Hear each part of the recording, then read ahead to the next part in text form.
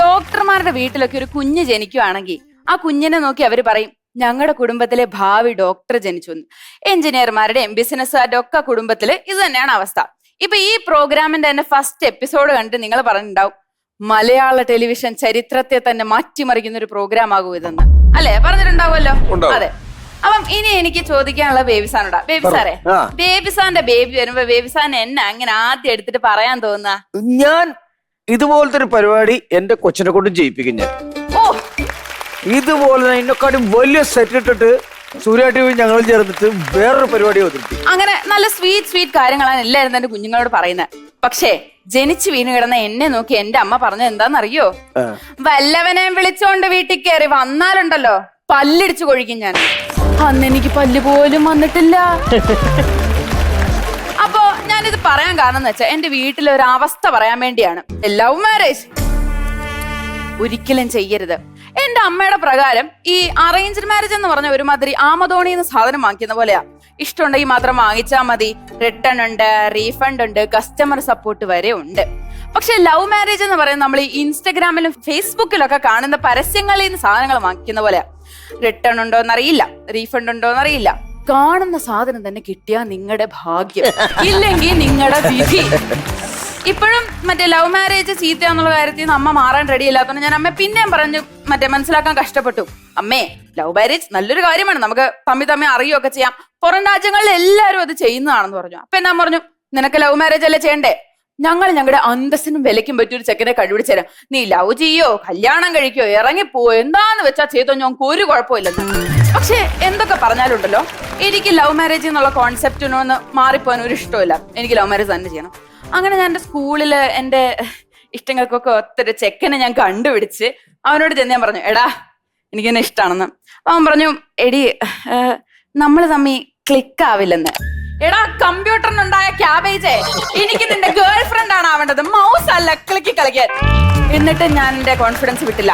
കോളേജിലെത്തി കഴിഞ്ഞ് ഒരുത്തനെ കണ്ടുപിടിച്ചപ്പം അതൊക്കെ ഞാൻ എന്റെ ചങ്കിനോട് എന്ന് പറഞ്ഞ് എനിക്ക് ഇവനെ പ്രപ്പോസ് ചെയ്യണമെന്ന്. അപ്പൊ തന്നെ ഇൻസ്റ്റാഗ്രാം തുറന്നു കാണിച്ചിട്ട് എന്നോട് പറഞ്ഞു, കണ്ടോ 1000 വാട്ടിന്റെ ഫിൽറ്റർ ഇട്ടിട്ട് പോലും നിന്റെ മുഖം 2 ആഴ്ചയായിട്ട് പലചരക്കടെ ഇരിക്കുന്ന ചീഞ്ഞ തക്കാളി പോലെയാ, ഇനി നിനക്ക് പോണോന്ന്. എനിക്കെല്ലാം മനസ്സിലായിട്ടാ. അപ്പൊ തന്നെ എന്റെ പ്രേമിച്ച് കല്യാണം കഴിക്കണം എന്നുള്ള മോഹം ഞാൻ ആ ചീഞ്ഞ തക്കാളിയുടെ കൂടെ അങ്ങോട്ട് കുഴിച്ചിട്ടു. മുകളിൽ പഞ്ചായത്തിൽ നിന്ന് കിട്ടിയ തക്കാളിയുടെ കുറച്ച് വിത്തല്ലേ, തക്കാളി കുഴിച്ചിടത്തല്ലോ, ആ വിത്തും കൂടെ വെതറി കഴിഞ്ഞപ്പം പൂർത്തിയായി. അങ്ങനെ ഞാൻ ഈ സന്തോഷ വാർത്ത പറയാൻ വേണ്ടി എന്റെ അമ്മയുടെ അടുത്ത് ചെന്നു. അമ്മേ, എനിക്ക് ലവ് മാരേജ് വേണ്ട, ഞാൻ അറേഞ്ച്ഡ് മാരേജിന് തയ്യാറായിന്ന്. അപ്പം എന്റെ അമ്മയുടെ മുഖത്ത് ഞാൻ വിചാരിച്ചൊരു ഓണം ബമ്പർ അടിച്ചൊരു സന്തോഷം ഉണ്ടാവുന്നു. പക്ഷെ അതുണ്ടായിരുന്നില്ല. എന്റെ അമ്മയുടെ മുഖത്തെ ഭാവം എന്താന്ന് വെച്ചാ, അമ്മയ്ക്ക് അറിയായിരുന്നു 10 പ്രോസ്പെക്റ്റീവ് ചെറുക്കന്മാരിൽ നിന്നും എന്റെ അച്ഛനെ തിരഞ്ഞു കണ്ടുപിടിച്ച എന്റെ അമ്മയുടെ മകളാണ് ഞാൻ.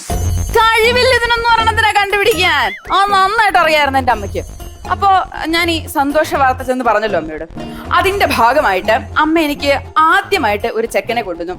നേരിട്ട് കൊണ്ടുവന്നൊന്നുമില്ല, ഒരു പ്രൊഫൈൽ അയച്ചു തന്നു ഫേസ്ബുക്കില്. സത്യം പറയാലോ, തന്ത വൈബിന്റെ അച്ഛനായ എന്റെ തന്ത പോലും ഫേസ്ബുക്ക് ഉപയോഗിക്കാറില്ല. ഞാൻ ഉപയോഗിക്കും കേട്ടോ ഫേസ്ബുക്ക്. മറ്റേ മഴയ്ക്ക് അവധി ഉണ്ടോ നോക്കാൻ കളക്ടറിന്റെ പേജിൽ പോയി ഇടയ്ക്കിടയ്ക്ക് ഞാൻ നോക്കാറുണ്ട്. അവനെ അപ്പൊ തന്നെ ഞാൻ റിജക്ട് ചെയ്തു. അടുത്തതൊരു ഇൻസ്റ്റഗ്രാം വഴി ഒരാൾ എനിക്ക് ഹായ് അയച്ചു. അവൻ പറഞ്ഞു, നിന്റെ പോസ്റ്റ് ഒക്കെ ഞാൻ ലൈക്ക് അടിച്ചിട്ടുണ്ട്, നാട്ടുകാരുടെ കമന്റ്സ് കണ്ടിട്ട് പറയാം നമ്മൾ തമ്മിൽ കൊളാബ് ചെയ്യണോ വേണ്ടോന്ന്. അവനെ മാത്രല്ല, അവന്റെ ഹോൾ പരമ്പര ഞാൻ ഇൻസ്റ്റാഗ്രാമിൽ നിന്ന് ബ്ലോക്ക് ചെയ്തു. ഇൻസ്റ്റാഗ്രാം മാത്രല്ല, വാട്സപ്പ്, ഫേസ്ബുക്ക്, ട്വിറ്റർ എല്ലാത്തിനും. പറ്റുവാണെങ്കിൽ വോട്ടേഴ്സ് ലിസ്റ്റിൽ നിന്ന് വരെ അവന്റെ പേരെടുത്ത് ഞാൻ കളഞ്ഞേനെ. പക്ഷെ ഞാൻ ചെയ്തില്ല. പിന്നെ ഭാഗ്യം, സ്ത്രീധനമായിട്ട് ഫോളോവേഴ്സിനെ ചോദിക്കുന്നതിന് മുമ്പ് ഞാൻ റിജക്ട് ചെയ്തത്. ഞാൻ പറഞ്ഞല്ലോ, എന്റെ ഭാഗ്യം. ഇപ്പൊ എനിക്ക് മനസ്സിലായി എന്റെ അമ്മയ്ക്ക് തന്നെ ഒരു ചെക്കനെ കണ്ടുപിടിച്ച് വരാനുള്ള ബുദ്ധിയും ബോധമൊന്നും ഇല്ലെന്ന്. അപ്പൊ ഞാൻ അമ്മയോട് പറഞ്ഞു, അമ്മേ, ഞാൻ ലിസ്റ്റ് ഓഫ് കണ്ടീഷൻസ് തരാം, അത് നോക്കിയിട്ട് അത് പറ്റുന്ന ഒരു ചെറുക്കനെ കൊണ്ടുപോവാ. ഞാൻ ആ കണ്ടീഷൻസ് എഴുതിക്കൊണ്ട് വന്നിട്ടുണ്ട്. ഇച്ചിരി നീളമുള്ള ലിസ്റ്റാണേ, പോക്കറ്റുള്ളത് നന്നായി. എനിക്ക് കൊണ്ടുവരുന്ന ചെക്കൻ സുന്ദരൻ, സുമുഖൻ, ദുർബലൻ, ധനികൻ, ശുദ്ധൻ, ബുദ്ധിമാൻ, കാര്യവാൻ, കാരുണ്യവാൻ, ദൈവികൻ, ഡൈനാമികൻ, രസികൻ, റൊമാൻറ്റിക്കൻ ആയിരിക്കണം. ഇത്രയും നല്ലൊരു ചെറുക്കനെ ആകാൻ പാടുള്ളൂ. അപ്പൊ എന്റെ അമ്മ എന്റെ മുഖത്ത് നോക്കി പറയാ, മോളെ, ഞാൻ കഴിഞ്ഞ ആഴ്ച കൃഷിഭവനിൽ പോയിരുന്നു.